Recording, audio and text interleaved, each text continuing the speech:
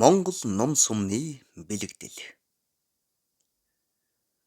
Монголчуудын ном сум шүтэх, хүндлэх, дээдлэх ёс агуу баялаг бөгөөд аж амьдрал ахуйтай бүрэн холбогдсон байдаг.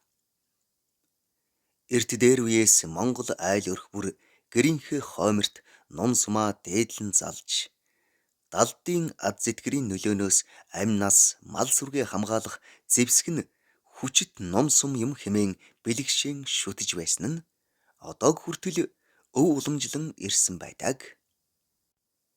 Үүнд Алтай урайнхаа ном шүтэх ёс орно. Мөнд хүнчлэн эрэгтэй хүүхэд төрөхөд ном сум, тэнгэрийн сум гэгдэх хүрэл сумны зэв, үзүүрт зэвсгийг дүрсэлсэн зүйлс, арслан, шонхор шувуу, нар сар, од зэргийг эсгий үнгийн хамт хайчлан уяанд тогтоож 50-аас 60 см өндөрт өлгдөг байжээ.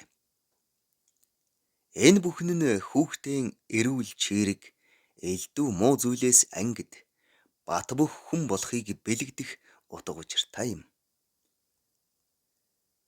Хүүхдийн баривчны ард ном сумны дүрс хайжлан ойж, хөлд хурдан орж, хөл нь бат бэх болог хэмээгээд эрүүл инх хүн болон өсгөд учирч болзошгүй гадны аюулыг ном сумаар хөөн зайлуулахаар бэлэгшээдэг байв. Ном бол хүчрхэг бат бэх зэвсэг хэмээн эрхэмлэн бэлэгшээж, адуун сүргээ номон тамгаар тамгалсан байдаг.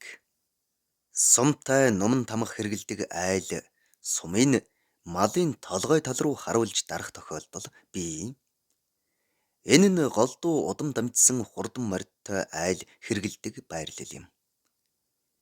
Ийхүү сумыг урагш харуулж дардаг нь сум мэт урагш тэмүүлж, хурдан байхыг бэлэгдсэн зан үйл юм. Иймд бид эртнээс бэлэгшээн хүндэтгэн шүтэж ирсэн ном сумаа үр хойчдоо өвлүүлэн үлдээх хэрэгтэй билээ. Монгол улсын хүндэт мэргэн спортын мастер Т. Батмөнх 2018 оны 11-р сарын 5